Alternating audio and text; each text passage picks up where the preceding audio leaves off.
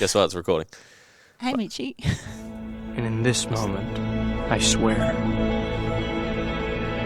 we are infinite. Let's do this! Come on! Mounting!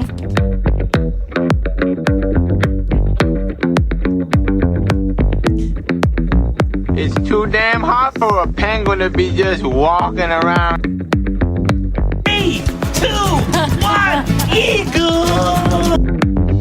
Are these two doctors? I'm afraid so. And here we go. I'm going to have to agree with Lockie and Tyler here. That intro is excessive. Anyway, welcome back to the Virtus Podcast. We are very, very privileged to have a wonderful guest and a wonderful client of ours and a wonderful friend of ours in Ali Miles. And Ali and I know each other from Saints in the Hallways, kinda. She forgot me on the first time, but we'll talk about that later. But more on like a surface level and similar to our clients. They'll see you train, but they don't really know what you do and how good you are at what you do. So we're going to dive into that today. So welcome, Thanks, Ali. Mitchy. Thanks. Good morning. Good morning. You well? A good morning it is. Yeah, I am. Besides the calf, but we'll get into that later. The too. baby calf. The baby calf. cow, I should say. We blew a calf. Anyway, sell yourself, Al. Who are you? What do you do? Oh, look. What's a need to know about Ali Miles? Oh, I am a performance dietitian, and I'm also a mum of 3 awesome kids. So that kind of keeps my plate full on a week-to-week basis. And a wife of a wonderful husband. Don't true. forget Jono. Yeah. No, we'll throw Jono in there as well. He might, probably not. He might listen to this, but he maybe not. He'll enjoy the shout out. So, what is a performance dietitian, or what's the difference of a performance dietitian to maybe a dietitian that works in GP or general practice? Yeah, okay. So I guess I've got both qualifications. So I'm an accredited practicing dietitian as well as an accredited sports dietitian, and I'm actually also an advanced sports dietitian. So walking through in terms of being a dietitian, I can practice in clinical situations. So when clients might have disease states, I can give them clinical recommendations in relation to nutrition and diet therapy. An extension on that is that I've done further qualifications in sports nutrition because that's where my interest and passion developed over the years. I've been a dietitian for over 20 years. So I think I was thinking today I graduated in 2000 with my Masters of Nutrition and Dietetics. So I was 3. Yeah, rub it in. I had to. So, yeah, I quickly realised that I loved the sports side of things. I've always been an active kid. I'm fortunate to grow up in an active household. So, loved working with physios in practices and then started working with sports teams and really honed that interest. Did the IOC, so International Olympic Committee Diploma in Sports Nutrition. So that really honed the skills there. That was nigh on 15 years ago. And since then, again, just worked with various sports teams, lots of different sporting codes, New South Wales Institute of Sport, Victorian Institute of Sport, in rugby league, worked in AFL for a significant period of time, and also with our Winter Olympic team now for the past 6 years. Excellent. We're going to get into that extensive work here, Siri, because you put up a post maybe a fortnight ago.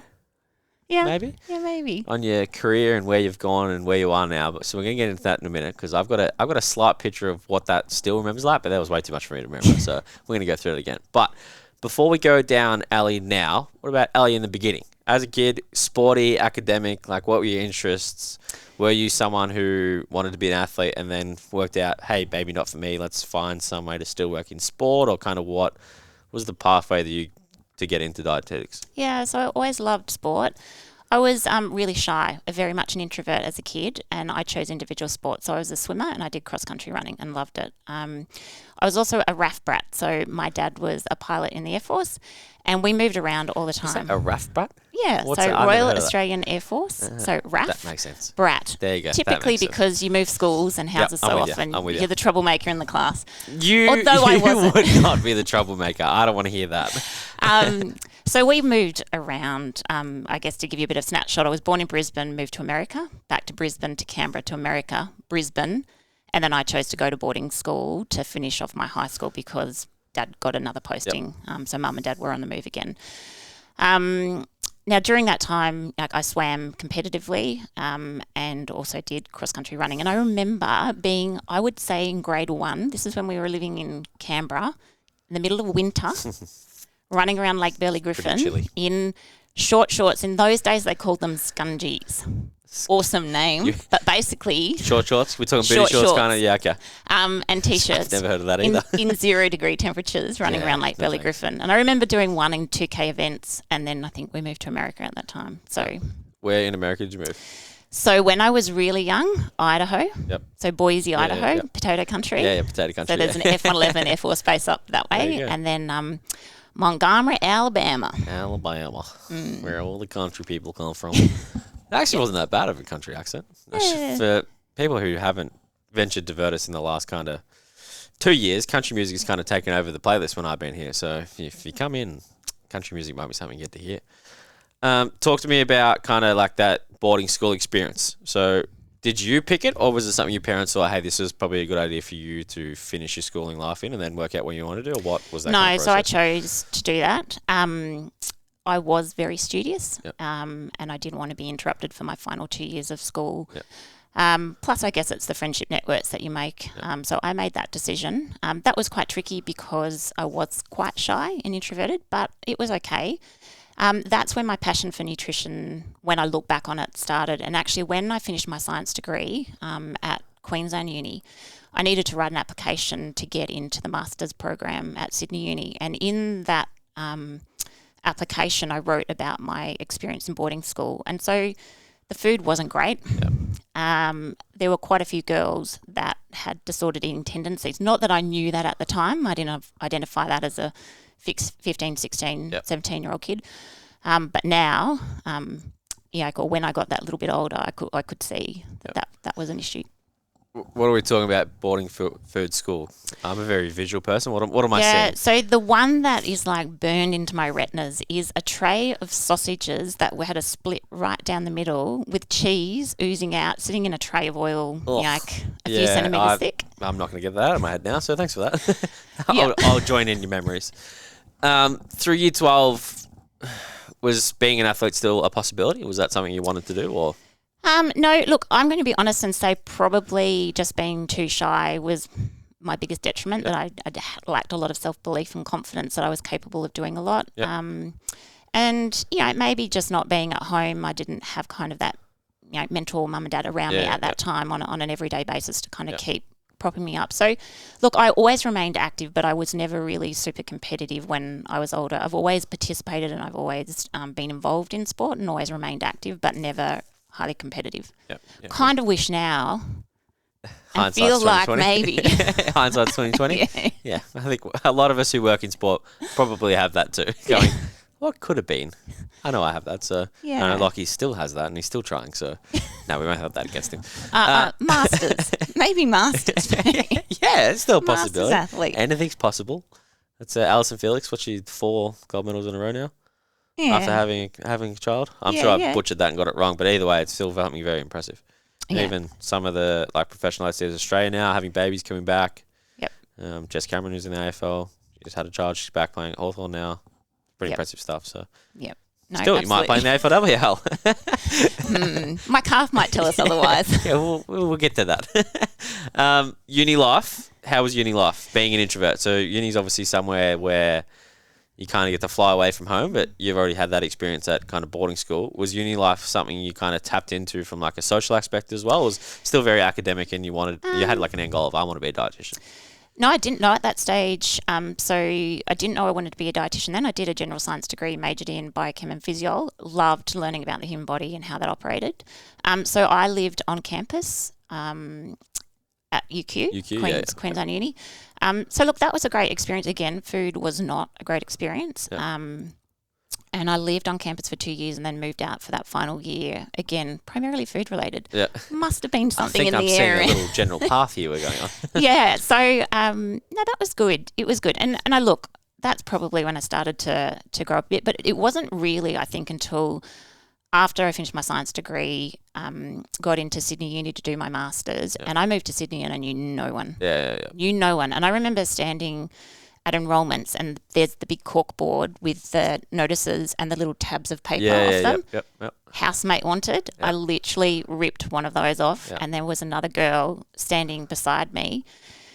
And at the time, must have been her boyfriend was wearing like rugby shorts, something that I went, oh, that's something I can connect with being a Queenslander in rugby. Yeah. Maybe you're all right if I'm picking something off a board and you're standing here. She was doing the same thing. So we actually ended up being housemates Oh, there you go. for a few years. There you go. All from Maybe I need to do meeting in a pinboard. Maybe I need to go. I obviously work at Deakin now, so maybe I need to go put one up. I need a housemate because I need one of those too. So, with going into uni, so you obviously did general science. What did you go into that thinking you wanted to do? Or what was kind of the thought process to pick general science? Just being interested in the human body and academic-y? Yeah, so grade 11 and 12, I did biochem, were my main sciences. Really always have been fascinated by the human body, and I'm still fascinated. Loved learning how it worked. And I remember sitting in third year medical biochemistry and medical physio and just being, like jaw dropped open, front row kind of nerd, just completely engrossed in the content. Yeah, so Mitch, I'm probably gone off course. Can't quite remember what the initial question was. This is the best part about a podcast, Al. It doesn't matter. We can do whatever the hell we want. You've heard me. Science. Yep. Into science, and then thought, with obviously the background being, hey, I want to improve the food that I live around and the experiences that people have with food, or was it something like, might dabble in, I don't know, the science aspect of sport, or do I want to look after athletes, or like was it purely on human body and what happens with the human body? Human body, And then that primarily experience that just kinda science came back, aspect and what can I go into that involves that. And like at the time there was one other course in Queensland that looked at nutrition and dietetics, but you needed to have attended QT to be able to have any chance of getting into that program. It was highly competitive at that stage. So put my application in. As I said, I used my background in boarding school, started obviously after 3 years doing a science degree, kind of had a bit of an understanding of what I'd been observing when I was younger, popped that in and said that I'd really like to be involved in change around the way younger people are eating and what we're provided. And yeah, I guess the rest is history. Packed up my bags and moved to Sydney. It's a good segue into what we're going to talk to after we talk about what you've done for work, because we can talk about your business and what that venture looks like and the change you're causing, one from an athlete point of view in professional sport, but also from just a everyday gen pop, how can we better serve kind of the people around us or our kids or anything like that. We're going to get into that. But after your study, so after you finished your Master's of Dietetics, what happened? What did you do? Yeah, so I took a job in the clinical setting in a hospital in Sydney. And worked there for a couple of years, but immediately recognised that wasn't my cup of tea. I think nutrition requires behaviour change, and if we think of the stages of change theory, people need to be on board and wanting to make that change. And often when they're sick in hospital, they've just had a heart attack or like they're unwell, the last thing they're thinking about is the dietitian standing beside the bed trying to force nutrition information and behaviour change down their throat.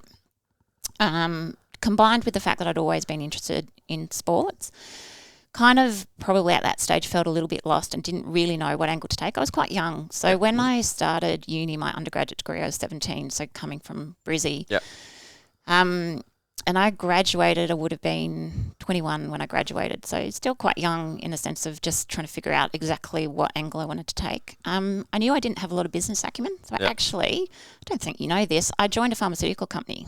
No, I didn't know that. So worked in hospitals for a couple of years, joined a pharmaceutical company to try and get some business acumen under my belt, and then ventured into part-time working for that pharma company as well as part-time starting up my own private practice as a dietitian.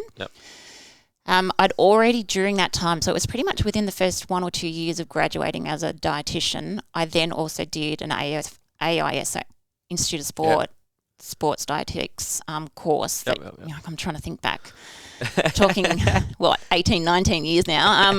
I think you're doing pretty good just quietly. So obviously I had that inkling that immediately I wanted to do that, but worked in the hospitals, needed some business sense about me, did that, then propped things up by doing part-time, and developed that, then my private practice. And at that stage, I was doing lots of different contracts at lots of different places, as well as different sporting teams and so forth. How'd you get into sport? What was kind of the first break the wall down kind of, I'm in sport now? To be honest, it's about, and it still rings true today, it's about volunteering your time and the connections you make and being just a good human and a good person and then good at what you do, that then gives you the chance and people will genuinely give you a chance. How'd you get your first chance? Yeah, so the biggest chances came from my late mentor, Dr. Helen O'Connor. So Helen was a pioneer of our profession in sports dietetics. So she started SDA, which is Sports Dietitians Australia. Unfortunately, she passed away 2 years ago now. She was a fabulous mentor, and she was also a mum. She gave me some great chances in Sydney and some opportunities, and was also just a great sounding board for being able to bounce ideas around. And one of the great things I did, I worked alongside Helen in a practice, kind of in the same building as the New South Wales Institute of Sport there. But also when she did a sabbatical, I took over her lecturing responsibilities for a year at Sydney Uni in exercise sports science, and that was awesome. I told you there's lots of things I don't know about you. There you go. And that's when I realised that I really loved teaching aspect. Yep. And even though I'm not an academic, and I'm not great with the research side in terms of I couldn't run a study to save myself. Yeah. I feel one of my strengths is translating that tricky information and disseminating it and keeping it easy for students to understand, and then peppering your lectures with lots and lots of real life. Yeah, I think you and examples. I fit in that boat together. I'm very similar. I really like academia, but I could never do that. Yeah. I need something a little bit more stimulating, but also coming from obviously done 5 years of study or 4 years of study, knowing that what the content is and what it could be, maybe I can be that kind of bridging gap between, this is really, really good, dense information, but how do I make that a little bit easier to understand? So I think we both fall in that kind of category. I think that's really important with nutrition information because it can be crazy complex, and you can hear lots and lots of different ideas around the same thing, and just being a filter, super important. Yeah. Using mentors, obviously you had a wonderful mentor. How did you best use your mentor? Because we hear a lot nowadays of, you all need a mentor, everyone needs a mentor, a few mentors, but how did you utilize your mentor? What were the things you were bringing to her that she was then helping you with? Yeah, one of the things that sticks in my mind that Helen taught me is that there will always be work for good people. Yep. And that was particularly important at the time that she spoke those words to me, because that was when I'd had my first child. At the time, her youngest child was about 5, and so then I had a newborn. And you're thinking as a working mum, how do I actually do this caper? I still want to progress my career, but I also want to be a great mum. How do you do it? How do I take time out? And she was the one that said, don't take on board too much, but also know that there's always going to be work for good people. And I've held that all the time, because I've travelled then, since I was working in Sydney, moved to Brisbane and then moved to Melbourne. And I've always just kept that in my mind, that there's always going to be work for good people. So it doesn't matter if I'm moving state to state. I just keep that in the back of my mind. Yeah. Yeah. What defines a good person in your eyes? What defines a good person? Gee, that's like the meaning of life. I feel like Lockie, and I feel real dirty right now. What are some qualities you like to see in people that you like to spend more time around? Genuine. Yep. It's probably the word that sums that up. Compassion. Yep. Kindness. But also a strength of character. Yep. So I think just genuine. That probably sums it up. Cool. Okay. With being a mum and still wanting to progress your career, I guess that's something that obviously females have to deal with, that males don't necessarily have to cop the full brunt of that, of being pregnant for 9 months and then having to raise a kid for, up until they pretty much go to primary school. And Lockie, you had a stat a couple of weeks ago on the podcast around, it was like 70-80% of the time you spend with your kid is before they hit primary school, and that kind of comes back to shit. That's a pretty big fact. So for you, how did you, if you did, balance being a mum but being a practicing dietitian who still wanted to be really, really good at their job? What did that look like for you? Yeah, really tricky. I had amazing support of John, my husband. Yep. So couldn't have done it without him. And we really were a tag team, ships passing the night on many circumstances, trying to keep things afloat. It's probably also when we realised that it wasn't maintainable in the long term, the extent that we were. So April, my eldest at that time when we were in Sydney, she was in childcare a few days a week. John was working full time. I was essentially working full time, cobbled together by all the different contracts that I had. Yeah. And that's probably one of the things in that sense is just all those different workplaces. It does take that toll in terms of just multiple workplaces to have in your mind and Yeah. staff that you're interacting with. And when you're trying to be a good person, you Yeah. like to know everything about Yeah, everyone. exactly, And yeah. I feel ya. so, look, it was absolutely a juggle. And I think, you're in the trenches during those periods or those years of your life in many senses. And you're like, you'll hear me now. It's like the troubles of the teenage years. It kind of does change and April's develop. an angel. What are you talking about? She's not going to listen to it, so it doesn't matter. Yeah. So, couldn't have done it without Jono. I think we're both on the same page of we had the end ultimate goal. And in the end, it was a quality of life decision that we chose to actually move back to Brisbane. Yep. We didn't have family in Sydney. Yep. John's parents live not in Brisbane where we moved to, but on the Sunshine Coast. So we've kind of always been used to not having a family around. But then I grew up that way as well, being a RAF brat. We never had family around. So I was always used to just driving in school holidays to see my grandparents. Yep. What was some kind of strategy was employed to make quality of life a bit easier with still trying to have a full-time job and different contracts and a young one and a husband? What are some kind of strategies that you employed to make that a little bit easier or take the load off? If I were to be honest, during those years, there weren't any strategies. It was literally just the proverbial show. It's just trying to not sink or swim. And it's only through going through that you then develop some 100%. strategies and coping mechanisms. In the latter years, or more when we moved to Melbourne, so we've been here 9 years, and when I started working and picking up contracts down here, we looked at an au pair. Yep. So again, we had no family around, so we looked at a live-in nanny to help support us, but we were always of the mindset that we wanted to try and be there as often as we can when the kids woke up, and we would always be there to put the kids to bed at night. It was more just that, making sure they didn't miss out on the after-school activities. Yeah. Yeah. How's that going for you? Yes. Yes. Yeah. Multi-sport kids. We're nearly there. On contracts, what was kind of like your, maybe we'll call it a breakthrough, or what was like kind of your first big one and you thought, hey, this is pretty cool?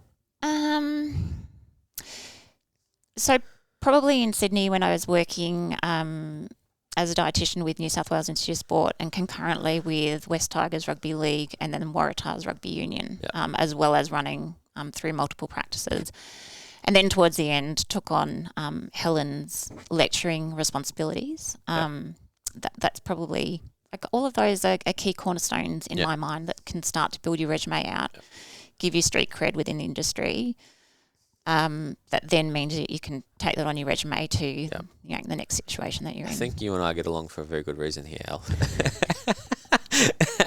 So what was your kind of your big one where you took, I know that you don't currently just have one role, but what was kind of the first one where you thought, hey, I could do this as just the one thing that I do? Or has that happened? Hasn't happened, mate.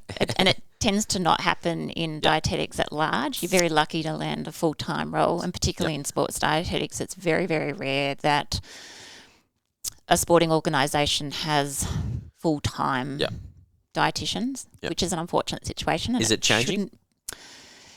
Not fast enough. Yeah. Starting to see some subtle signs that more organisations are recognising the important role that nutrition plays, but we've still got such a long way to go. Yep. And even when you look at in different departments, there's always multiple S&Cs. There's multiple doctors, there's multiple physios, multiple of everything, but there's one dietitian that is typically part-time. What do you think could expedite that process? We need to be more vocal and more definitive in outlining our key, opportunities to progress and improve performance outcomes. To be honest, what's the hardest part about getting that over the line? History, just the historical standpoint where nutrition's kind of been, doesn't matter. It's never been considered as something important. I think the other thing is as well is because everyone eats, everyone has an opinion, and it's like, it's just eating. Like, how tricky can that be? Yeah, it can be really tricky. Yeah. And I think the big impact, like if we take a step back, with athletes, typically we'd be looking at eating minimum 4 times a day, but easily 6 or more times a day. Yeah. 7 days a week, so 6, 7's 42 time points that you have the opportunity to influence performance, adaptation, recovery, and so on. So I view it as a really, really big opportunity for sporting organisations to embrace that nutrition component and invest heavily in the sports dietetics component. And you can see some cracking and awesome outcomes. Yeah, absolutely. In terms of, health, well-being, and ultimately performance, which is what clubs and organisations are ultimately looking for. I potentially put the health and the well-being before, but And when you take a step back and think about it, your 42 time points, right? It's probably the most involved for an athlete's week. Mm-hmm. They're not doing 42 sessions a week, even if there are 5-minute sessions. They're still not doing 42 of them. So it's one of those things that probably has more effect, as you said, than what some people realise until they're open and honest enough to actually learn and want to know more about that. Is that kind of fair? Absolutely. Yeah, cool. And I can, in terms of, I often relate athletes and anyone who's ever been in any one of my talks, the simplest analogy I can make is that an athlete is a Formula One car. Yep. Lots of skill, talent, ability. If you Yep. forget to put petrol in a F1, it's not going anywhere. My car in the car park's going to Yep. beat it. So you can have all the skill and talent ability in the world, but if you don't get the right petrol in at the right time, the right quantity, you're not going to perform at your best. Yeah, we talk about that in an SSC world, very similar. And I use a Hyundai i20 to compare a Ferrari. So those that have an i20 in the room, they get a little offended, but they get what I mean. It's, you can have a high-performing car for an mechanism or a mechanism or whatever you want to call it. If you go and put something that's shitty on top of that, you're probably going to drive with a handbrake on. Or you're going to drive shitty brakes, and you're probably going to break down eventually. So I think that's probably an easy way to think about like fueling for performance, I guess, is that, it doesn't matter what vessel you have. If you don't fuel the vessel, it's not going to matter. Yep. You're missing out. You're leaving things on the table, I guess.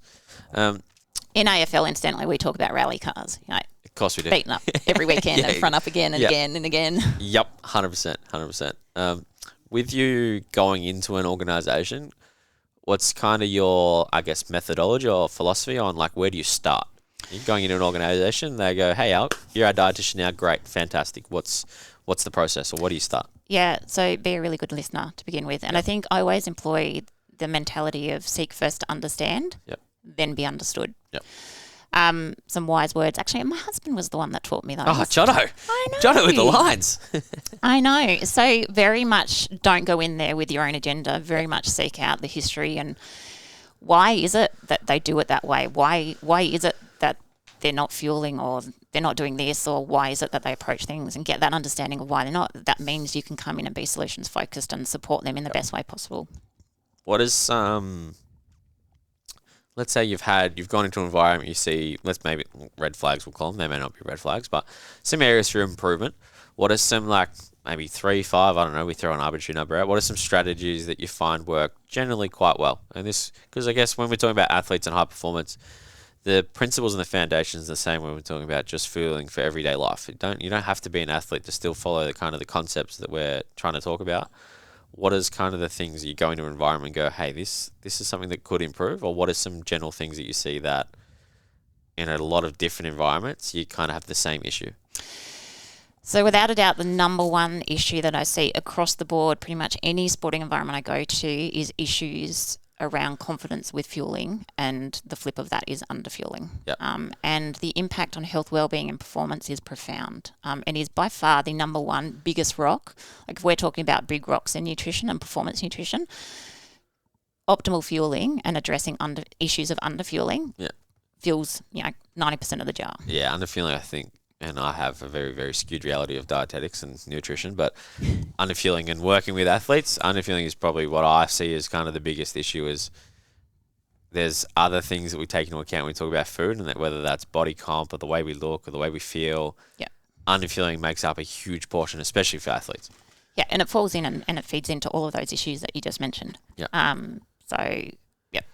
How do we go about assessing underfueling, or what are kind of the things you do to look at that? Again, be a good listener, good investigator, and ask questions, and develop rapport and relationships so that athletes know that you're there to support them, to help. And I think it's really good to explain the why. There's no point going in like a bull in a china shop and just saying, well, you need to do this, this, this, and this. Yep. You need to actually, again, seek first to understand why is it that they've been doing things the way that they have been, and then help explain the why.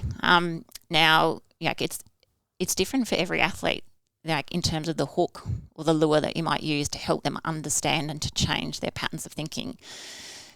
And underfueling is one of those things. If it's born out of, whether it's deliberate or by accident, if it's deliberate, it can be really tricky to change an athlete's mindset, particularly with societal pressure and thoughts around fear of carbohydrates and and fueling options. But really it's trying to find that hook in the lure that's important and significant for that particular athlete that will be that light bulb change.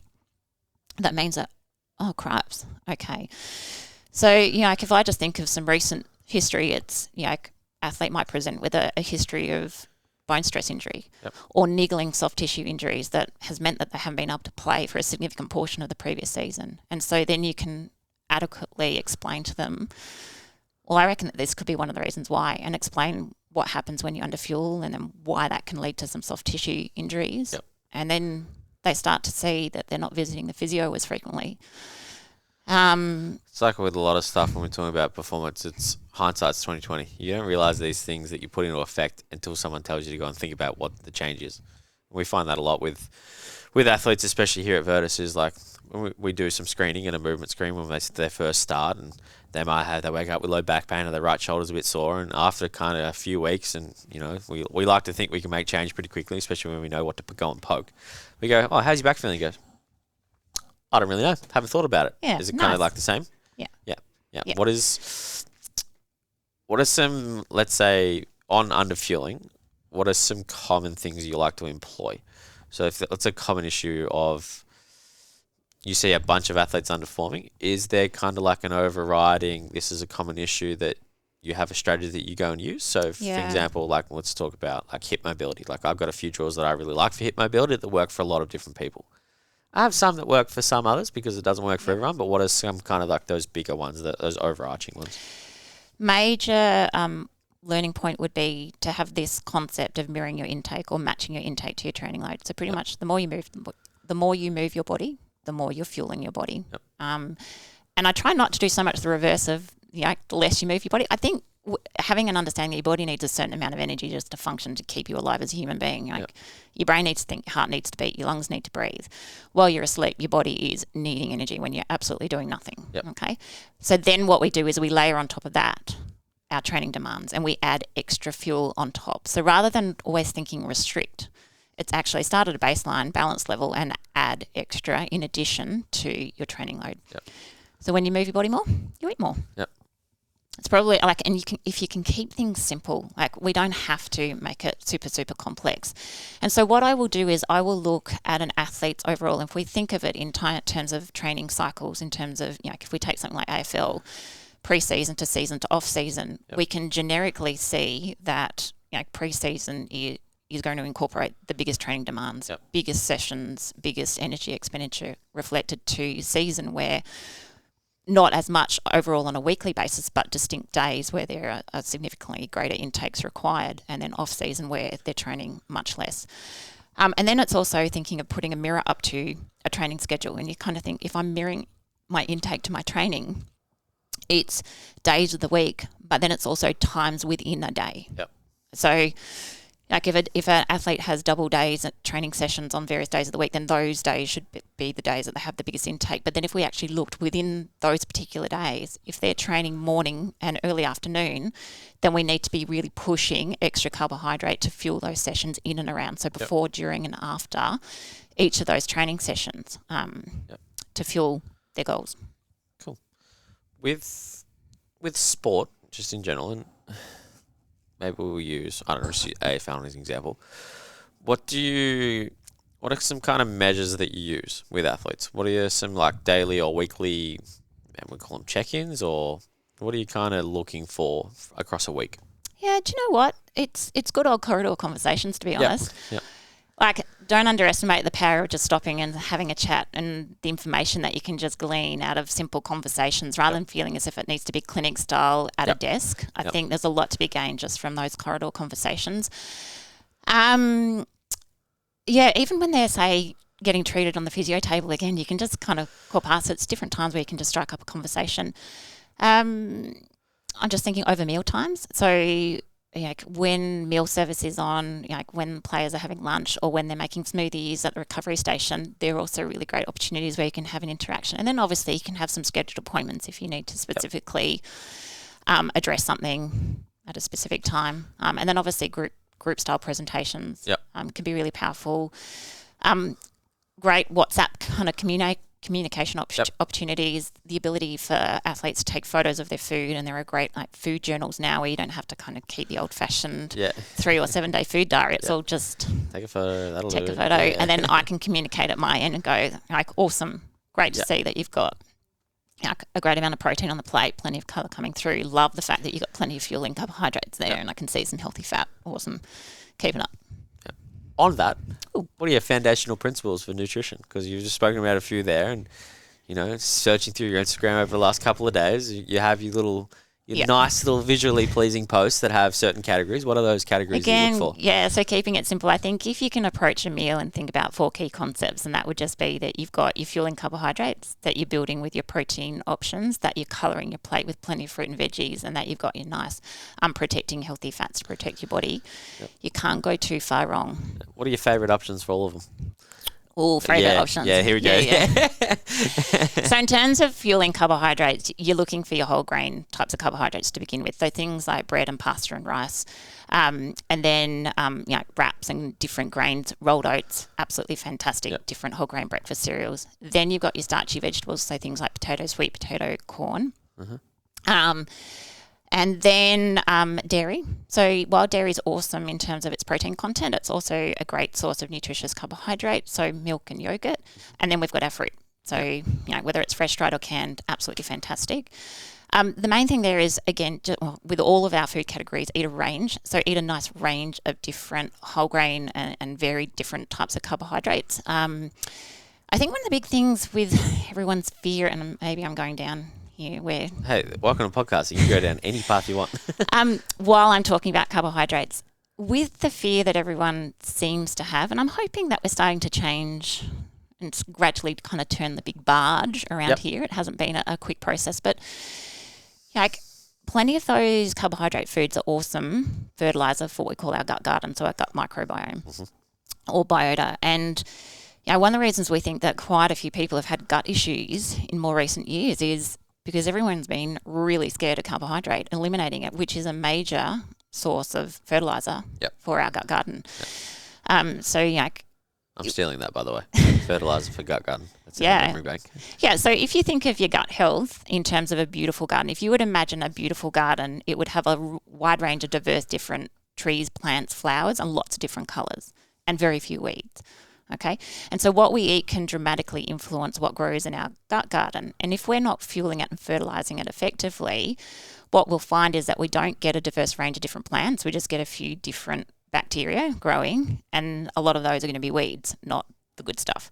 And that's when we start to have issues with our gut. And then we also know that our gut microbiome produce all these fantastic compounds that not only nourish the lining of our gut, but then also flow into our bloodstream and can affect all parts of our body in a really awesome way in terms of chronic disease as well as mental health, and the list goes on. And you could do a whole nother podcast on gut health. Might have to.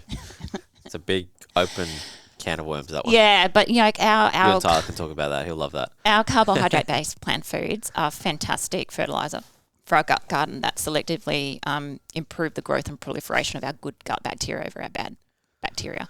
And so really important that we do incorporate that wide range of different carbs. Cool. So up to fuel. What's next? So build with our protein. So think to begin with animal-based foods. So meat, fish, chicken, eggs. And then you can go into your dairy again. So milk, yogurt, cheese, kefir, and so forth. Then we've got our awesome plant-based proteins as well. So tofu, tempeh, lentils, legumes, nuts, seeds, beans. And again, we want that nice wide range, lots of different nutrients in there. That give our body other things. So you think of red meat's got iron and so forth, and dairy's got calcium in there. So really, really important. And I really think of our building foods, and the reason I always kind of say fuel with carbohydrates, build with protein, colour with fruit and veggies, and protect with healthy fat, because it helps you. Should get a tattoo of that. It helps you to associate what they're doing for my body. And this really came about talking to my kids and helping them to understand it's not just eat this. It's like, why would you, what's it doing for my body? That was my next question. Where did that come from? Where's the... Yeah, and so, for example, when Audrey's my youngest at 9, when she trots down in the morning, she likes something different for brekkie every morning. Like I've got no idea what she's going to throw at me. Whereas Henry is the bowl of muesli with wheat bix. Yeah, I'm Henry. Yeah, and blueberries every single morning. Audrey, it's like, what am I in for today? And so she'll come down and she'll say, oh, can I have Vegemite on toast? And so then we'll go through us and she likes avocado on toast. So she's kind of got, and I'll say, okay, well, you're fueling with your toast. Yep. And you're protecting with your avocado. What else do we need? And I'll say we need to build, we build our body, build our bones and our muscles and our body. So, like, would you like some milk or yogurt? So that she'll then choose. And it's like, okay, we need to colour the rainbow. What would you like there? Yep. And I'll say we've got a pear, an apple, or a peach. And she'll choose something. Yeah, and I feel like it's a fantastic way to simplify what we're actually eating. It's easier to imagine that rather than think about how much do I need of this or how much do I need of that.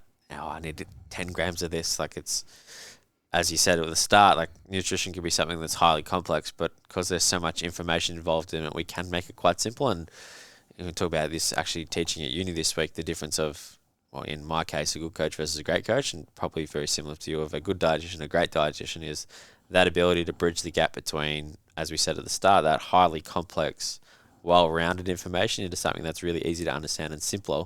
So simple that kids can understand it. And I think that's kind of probably our biggest RFI is how do we take the information that we learn and we know as adults and how can we teach that to kids? And we're going to go down fuel school and what that looks like in a minute.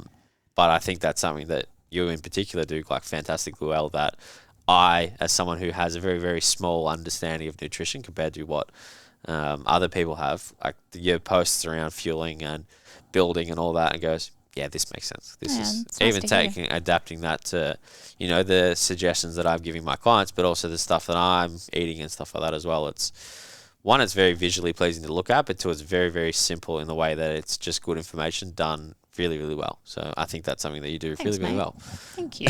I'm glad you take the compliment. Normally you brush them off to the side. So. You know me too well. Yeah, I know.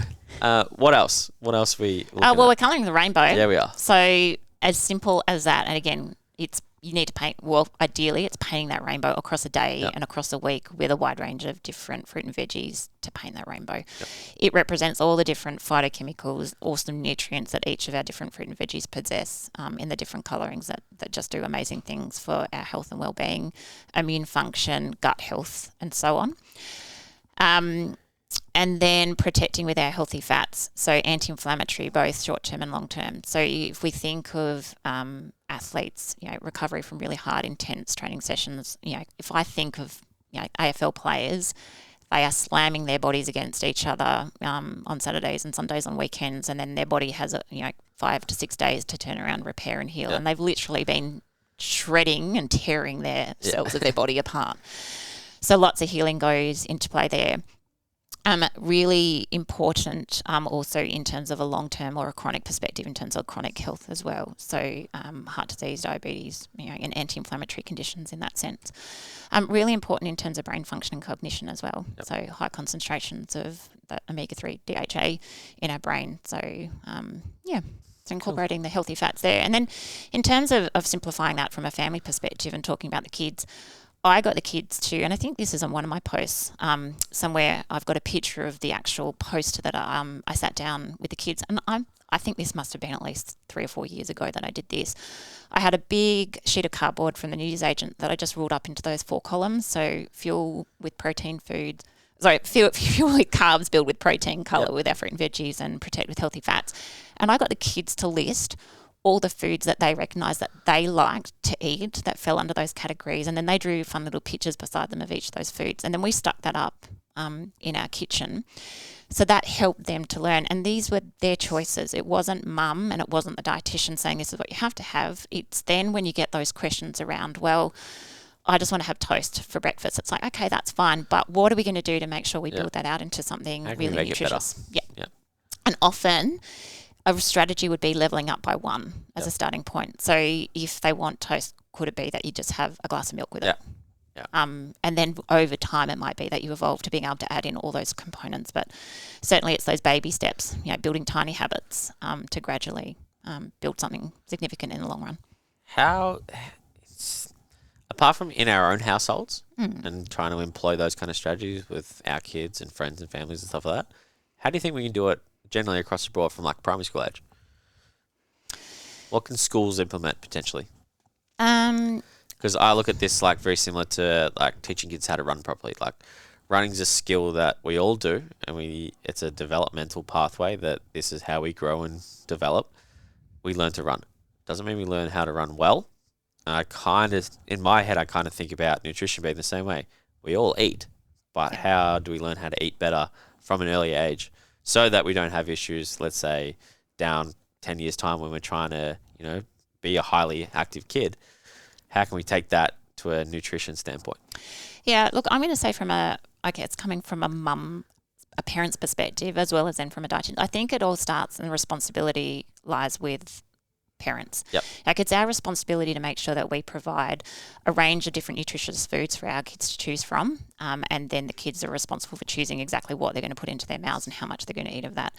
And I think to ask schools to take full responsibility of education around food, they've got so much going on. Yep, we can't handball that to them. Where I think it can come in is the canteen situation. And I know various states around Australia are doing fantastic things in terms of healthy school canteens.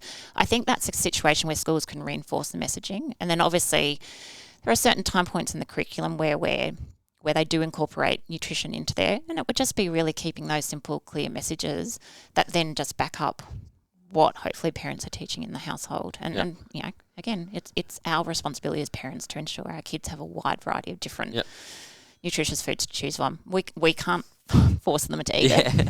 Yeah. Henry will not eat many vegetables. I'm similar in Henry that, not in the way that I don't eat vegetables. I probably eat more vegetables than most, but I eat the same thing every week. Yeah. Lots of other people do that. How does that change potentially our relationship with food over time, or does it? Yeah, look, your taste buds do change over time. And so I remember when I was a kid, I hated mushroom, tomato and avocado. I don't know at what time point, but I now absolutely love them all. And I think for things with food, and I do this all the time with my athletes, and say the older teenagers or the younger ones in their early 20s, is your taste buds do change. Your new taste buds that grow up, like our taste buds change over every 10 or so days. Okay. And the new taste buds that pop up will then get exposed to whatever foods we're eating, and that's what they're going to consider as tasting normal. Yep. So if you just continually expose your taste buds to new tastes and flavours, potentially you'll start to get more used to them and they'll be accepted as being quite normal, and then eventually you might decide that you like them. And I say that this is often the case with veggies. So if we think from a historical perspective, veggies actually taste bitter. So it's very normal for toddlers and young kids to not like vegetables. They taste bitter, and this is for a reason. They taste bitter. Plants developed these chemical compounds so they wouldn't be eaten. Yeah. So dinosaurs and cows wouldn't eat them. So we pick those up as kids on our taste buds as bitter. Bitter in our brain from caveman times means poison, don't eat.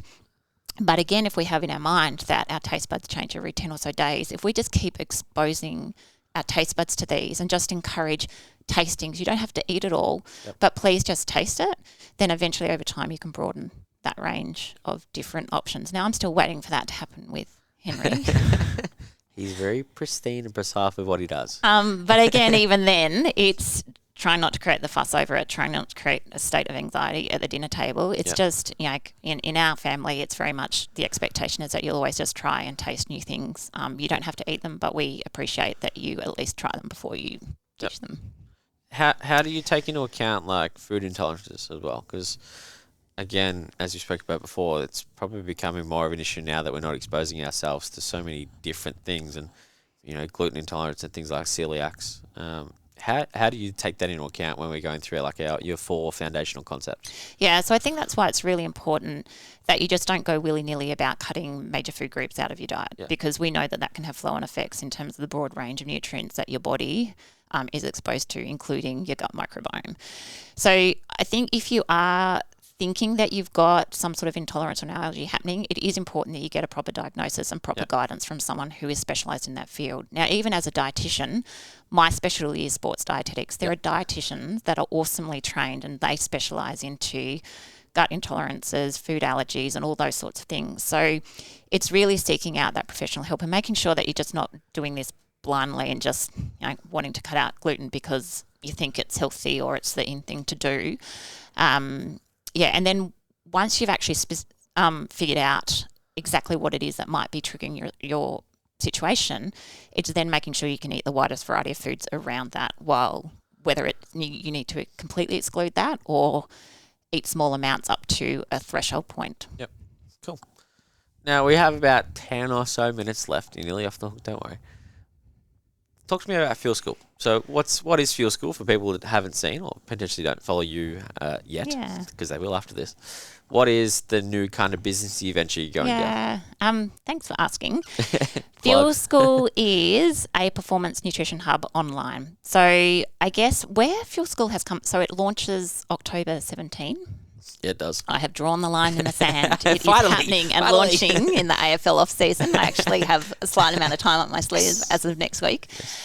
So look, over my career, and if we take even the AFL draft system, each year I have a new cohort of brand new awesome footy players that come in and sit in front of me. And typically they're now in the AFL environment. And it's the very first time they've ever had a discussion with a dietitian before around their nutrition. Mm-hmm. And they're already at the elite level being thrown into incredible training sessions in terms of intensity and duration, all of that. So in terms of what their body is set to go through, they've got very little nutrition knowledge in how to support their body, to fuel their body, look after their body, yet their training loads just go off the Richter scale. So what I'm trying to do is make performance nutrition readily accessible for the average Aussie family. So I'm creating a performance nutrition program called Fuel School. So it will be 6 modules of the basic foundations of sports nutrition knowledge. And I'm presenting those. So it's as if you were coming to see me in 6 consultations one-on-one, but in a much more cost-effective manner. And then also from that, there'll be a membership platform after that. Yep. So pretty much you'll learn the knowledge and then I'll hold your hand to implement the knowledge afterwards if you so choose. Yep. I'm pretty passionate about it because I've got so much knowledge and experience and I want to be able to give back, and I just can't help the number of Aussie families that I know need the help. Yep. And so I just feel that this is the way that I can utilise my expertise and give back. Yep. What's not maybe not your end goal, but like progressively, you want to see change and things like that. But what does change look like? Confidence around food. I think people are so scared and unsure and confused about how to do something as simple as put food into our mouths. Yep. And it's really sad that it creates that much anxiety for so many people. And the fact that so many people exclude significant components of food groups based out of fear, it's really concerning. Yeah. So, and I think if we can approach that at a young age, and I see this happen all the time when I work with development athletes versus to an athlete who I meet for the first time when they're already operating at the elite level and at the later stages of their career. If I can teach them the fundamentals from an early age and can teach them, the importance of mirroring their intake to their training load, that it's not normal to not have a period, that ongoing persistent injuries and niggles and getting sick all the time, that's all not normal, and that's all a sign that you're underfueling. I've had lovely situations where I've been working with an athlete and she calls me and says, my period didn't come this month. And so straight away we were able to act on it. Yep. And immediately rectify the situation. That's because she knew and she had that education that it's not okay, it's not normal to not have your period. And then it's just learning, well, cripes, I didn't realise, because I did that particular training camp and that was at altitude, or I did this one here and that meant I was just expending a lot more energy than what I actually thought that I was. It's pretty powerful that if you can make that behaviour change and the connections at an early age, they can then take that through their career. And I just think how many illnesses, how many injuries could we have prevented? Yeah. It's not just about having an underfueled body, it's having an underfueled brain. We see so many brain farts happen, on a performance track, on the footy field, on the slopes, that result in injury. And I think the big thing, and when I, going back to our conversation around finding the hook or the lure for athletes, the one that I've found most pertinent for most athletes is time off training. Because if you're not training, you can't adapt and improve on your performance, and you can't be eyes in front of the coaches or in front of the coach's eyes. So the best quality is availability. Yeah. So I really liken I've got lots of analogies to talk to athletes around fueling, but like your body, if you're not fueling it enough, it will start to shut down a lot of the background apps that it's in survival mode. Yep. So like a mobile phone, when your mobile phone goes into power saver mode, it will shut down background apps that aren't essential for it to function so that you can make that all important SOS emergency call. Your body does exactly the same thing. So it will start to shut down background processes that aren't essential for your survival. And so it's important that your brain keeps thinking and your heart keeps beating, your lungs keep working, but it's not so important to have a awesome immune system going, and it's recovery then starts to get affected. We start to see hormone production being affected as well, and so that's when we start to see sickness, illness, injury, loss of periods, drops in testosterone, kind of important in sporting context and building muscle. So that all paints the picture, and all you have to do is say drops in testosterone in front of a group of AFL boys. You've got them. Or I wonder why you've been getting all these niggling injuries. Yeah. Or, Yeah, and I think it's still such a huge blind spot just for everyone that life is never as black and white as we want it to be. As much as we want it really simple, there is so many things that make up the way we behave, not just from like an outcome point of view, but how our body processes the inputs that you give it, that yes, under-eating can give you niggles and injuries, and a lot of people still don't make that bridging connection, and I think that's what I'm really excited about for Fuel School, is that to try and make that different and change behaviour from a way that, hey, this all does make a huge difference, and now you know why. Yep. And I think from like an athlete point of view and working with so many athletes, like it doesn't matter how hard you train or how well you sleep. If you don't eat well or if you don't recover well or anything that you want, it all comes full circle and it's all part of the big picture. It's not just X equals or X and Y equals Z. Like they're all coming together, and sometimes you're going to have a H in there or sometimes you're going to have a B in there, and that all makes up your ability to perform. It's not just what you do from like a sport specific point of view. Yeah. And I think I often say to athletes is your body's pretty good at being able to handle the training that you throw at it, provided you respect it and fuel it appropriately. It's just not going to like it when you're not putting enough petrol in the tank. And I think the other aspect as well is so many athletes I find deliberately underfuel for fear around body composition issues. And I just want to take their hands, give them a big hug as well, and this is where I just walk them through the process of helping them to understand that, well, what you're currently doing in underfueling is actually making the situation 10 times harder for you. And I have had athlete after athlete after athlete approach me where they've been in situations where their body composition hasn't been ideal for either a coach's perception, their own perception, or potentially, they may be legitimately carrying a bit of extra for what their sport, from a health perspective and longevity perspective.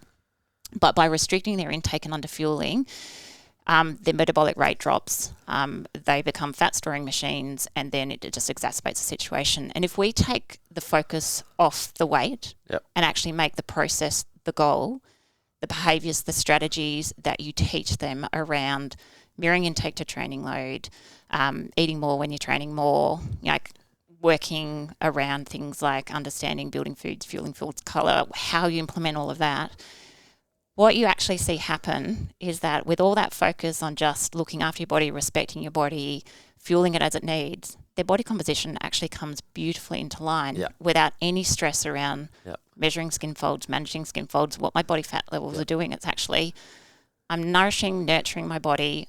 Heck, I'm training awesome as well. I'm not getting these niggles. I'm not getting sick, which means I can have continuity in my training as well. And you just develop a weapon of an athlete that is also, body comps kind of fix itself in the process as well without having to actually focus on it at all and creating a huge big issue out of it. Yeah, absolutely. With Fuel School, and I don't want you to divulge too many secrets, but what do some of the modules include? Just a couple. Don't go full into it because I know you want to, but what are some just little snippets? Well, I guess you can probably pick the most significant and first module, a cab off the rank, is fueling your goals around understanding what it takes to fuel your body properly and recognising the signs of underfueling. That then stems into the foundations of really exploring fueling foods, building foods, colour foods and protecting foods, and then how you actually practically take that into fueling your body on a day-to-day basis, really focusing in then on building your day out in terms of general breakfast, lunches and dinners, but then how do we fuel effectively in terms of pre, during and post-training, competition, tournaments, hydration, and so forth. So that kind of, again, if you came and saw me 5 or 6 times as an individual athlete, Yep.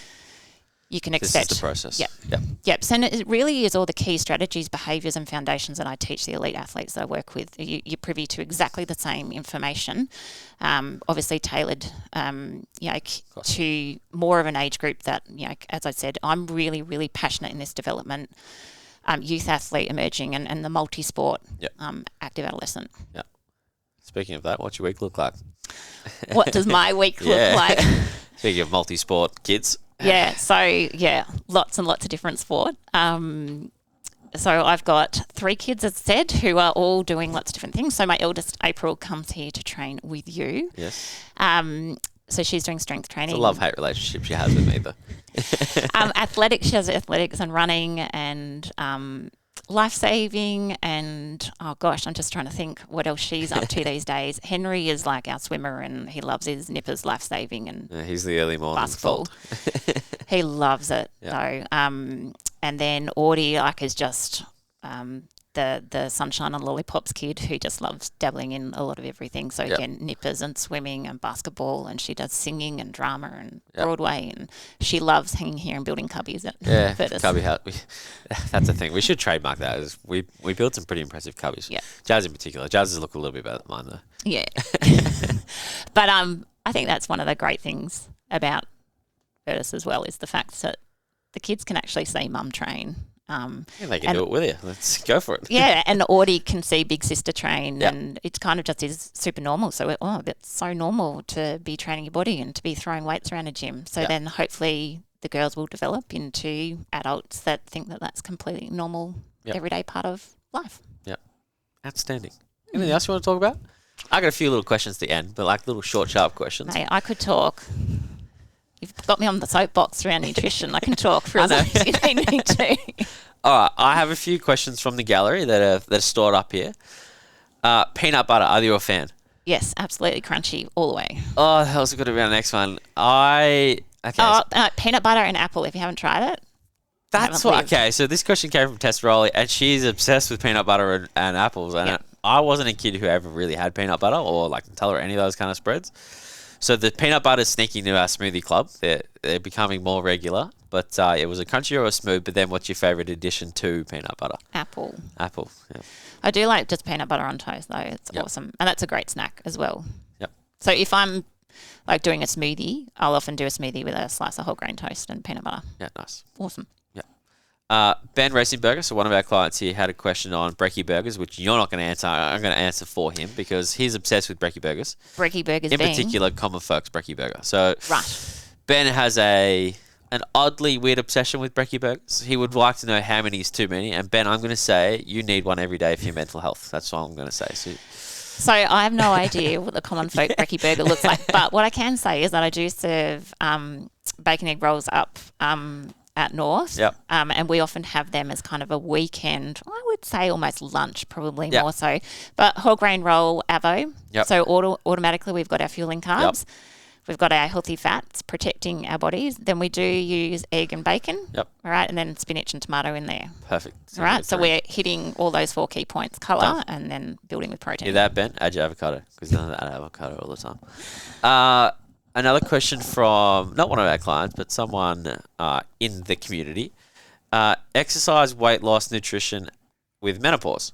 How does that, what do you kind of take into account that you may not necessarily in other situations? There's some great information coming through. And again, like we've got dietitians now that are specialising in this field. And I've got an awesome colleague and friend, Angelique Clark, who is a accredited sports dietitian as well, advanced sports dietitian. She's really focusing in on this area. And there's so much to explore. I mean, this is the area where I am. My kids are getting older and I'm getting older as well. It's really interesting. I think one of the big things is lift. Yep. Like women need to be lifting. Yep. And that's probably one of the key things. And I really only took on board strength training. Like I'm coming through and showing my age in terms of generations here, but it was always just cardio. Like I've always been a long distance runner, and I've kind of always done pump, but started properly We all know what you lifting, mean. Don't worry. We all know what it means. lifting bad. proper weights after Henry was born 2010. So, I guess now 12 or so years that Yep. I've actually been what I would consider strength training. And it's just, awesome. Yep. Awesome in so many really ways. Cool. Getting there. Getting there. You can. You're there. I have videos to prove it. Haven't hit my goal yet. Yeah, you keep moving the goalpost. That's why. No. Goal's 5. Process is the goal. Yeah, though. I know. I had one more question, and I can't remember what it was now, so that's going to annoy me.